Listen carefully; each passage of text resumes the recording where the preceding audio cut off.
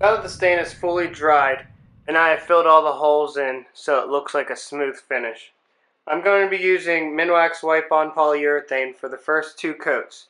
I found that this helps seal the wood grain and makes a smoother finish in the end. I'm going to be using a cotton rag to apply the polyurethane wipe-on.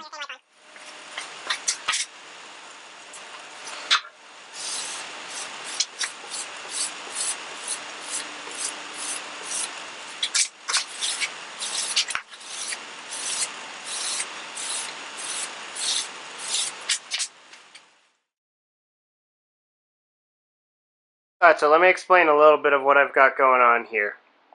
I've just recently sanded down the whole top with 320 grit and a piece of wood, making sure that it's nice and flat and smooth. And what I did was I figured out where I needed to place the decal. I measured from the hole down to the bottom, which ended up being 36 inches. Then I subtracted the measurement of the decal that I have, which is 10.5 inches. That gave me 25.5 inches. Then I divided that in 2. So what I ended up doing was measuring up 12 3/4 of an inch on each side. What you saw in the previous picture was I put a piece of tape there so that I can reference that for when I put down the full 2-inch piece of blue painter's tape. Now the reason I'm using blue painter's tape is because it's a low tack and it won't rip off the polyurethane that's actually on there, unlike some other paint wood or tape wood. Now what I did, since I got the decal at 20 inches, that leaves me with 2 inches on each side. I put down a strip of 2-inch tape on both sides to ensure that I am centered while I'm doing it. And then I placed the decal down and I measured down from the top.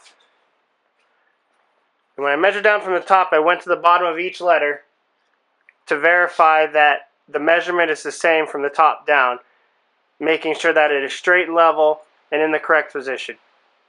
What I'm going to do is I'm going to use the tape that I have up top to hold it while I flip it up and peel off the back.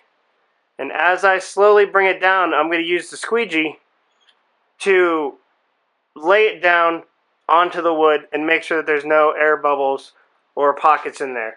That will give me a nice smooth finish, and I'll be able to make sure that I am within the 2 inches on each side.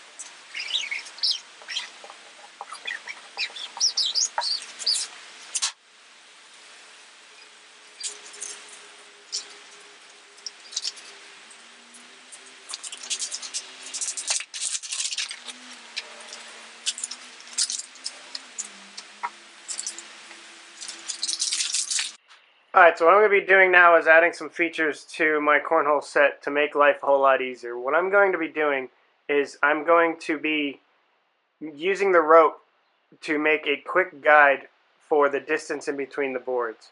What I have is 5/32 rope. I have a 4.5-inch rope cleat to help me wrap it underneath my board. So what I'm going to be starting out with first is the rope cleat. What I'm using as spacing is a little 1/2-inch piece of wood. I laid it down there. I already marked where my center was, and I centered the piece up. Then I got the pencil, marked out the center holes, and drew a cross on it so that I knew where to drill.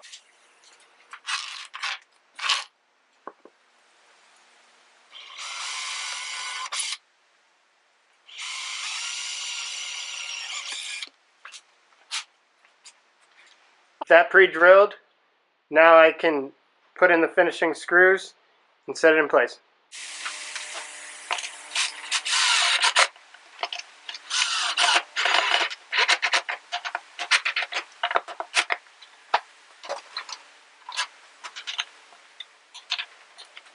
The thing that I'm going to do is I'm going to use the screw eye and center it in the center as well. That way my string will be going out through the center when I'm pulling the two cornhole boards apart.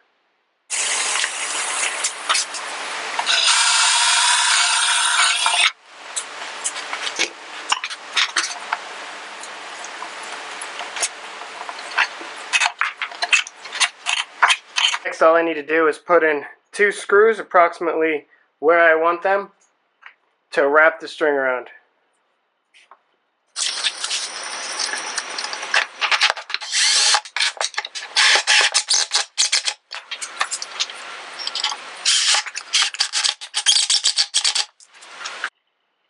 For the screws, I use 3-inch screws because they will go in far enough, but they have a soft, smooth top end of it, which will be perfect for wrapping the string around without tearing it up. So here's roughly what it's going to look like. But as you can see, it's very tucked away down inside here. I have it wrapping around the top and then the bottom, and then when it gets towards the end, I figure 8 it, and then I do 2 full circles.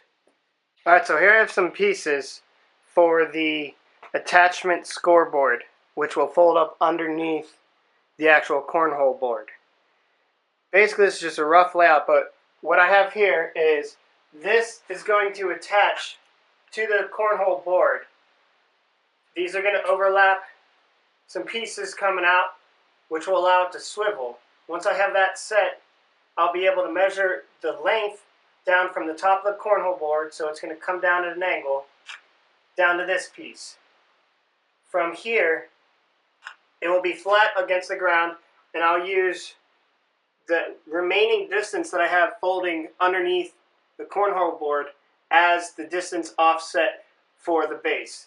There's going to be 1-inch pieces in between here, going all the way back, and then this will be a vertical piece that goes up with the cornhole board scoreboard setup. Now I custom ordered a cornhole scoreboard from Vinyl Disorder. And I'll put a link down below so that if you are interested in doing the same thing to your cornhole setup, you can call them, just give them my name, and they'll be able to set you up without any complications.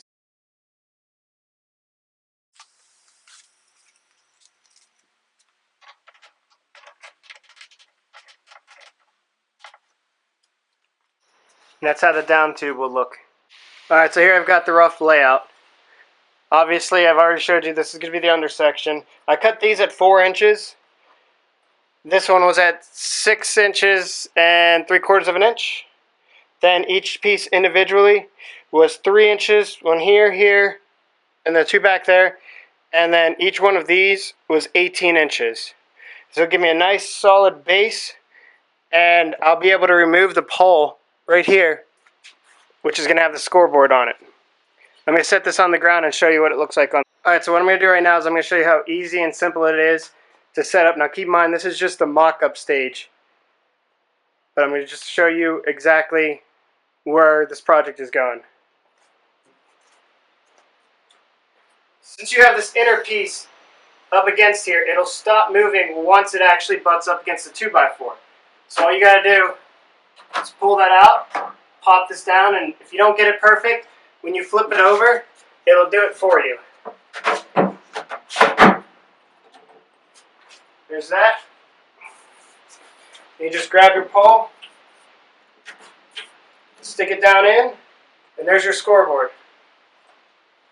So here's the aluminum that I picked up for the scoreboards. I didn't want to buy the cheap and yet expensive scoreboards that you can get on eBay or any other websites. I wanted something thick that won't dent or bend when somebody just bumps into it. So instead of spending $34 on a single scoreboard that's on plastic backing, I went and I spent $7 and I got a 6-inch wide by 24 inches long piece of aluminum.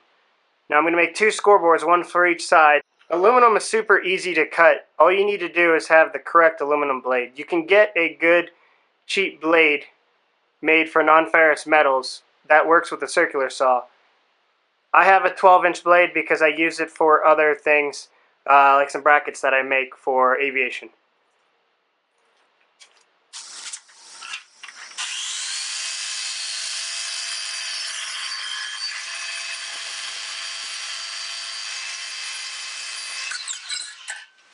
That's all there is to it. Nice clean cut. As of right now, the plans are to try to polish the aluminum to a chrome-like appearance.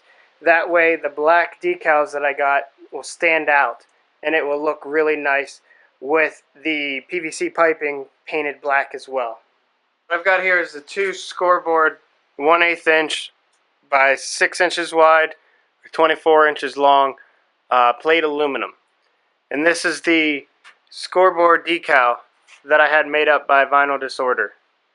It's the same measurements. It's 22 inches long, so that I'll have room to place my screws and attach the plate to my PVC pipe without interfering with the number. Now, I got my aluminum from my local metal shop, and these were actually just dropped pieces from another job that they had. They had already cut it off, so there's some scratches and dings to them. So what I'm going to do is I'm going to start with the 220 grit sandpaper, because there are some deep grooves in these.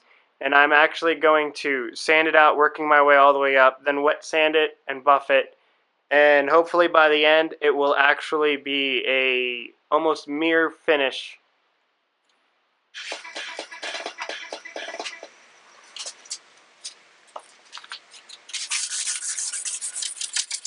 I got the materials for polishing the aluminum from Harbor Freight. It only cost me about $9, and I was just testing this out since this was the first time that I've ever done this. The materials worked really well for what I wanted. If you want a more professional look, you're going to definitely want a buffing wheel, but for cost purposes, this worked great and gave the appearance that I was looking for.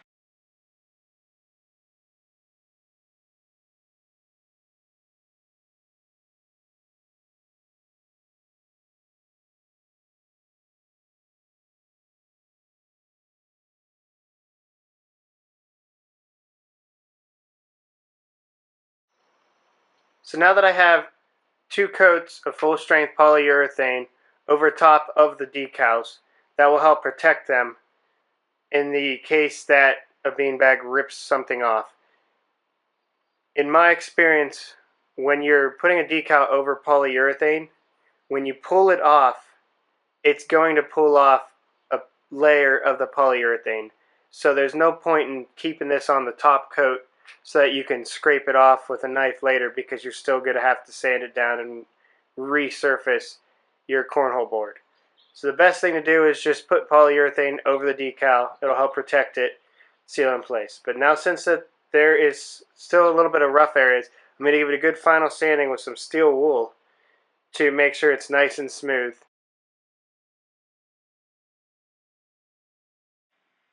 Thanks for watching part 2 of this 2-part cornhole build series. If you like this video, hit the like button down below and subscribe to see more upcoming projects. As I said in the first video, do not buy the cornhole bags from Dick's. They didn't even make it 6 games before I had 5 of them below open. What I ended up going with was a dual-sided cornhole bag, one that sticks and one that slides. It's a duckskin and a suede material. That seems to work the best for this project. If you have any comments, please leave them down below, and I'll get back to you as soon as I can. Thanks for watching.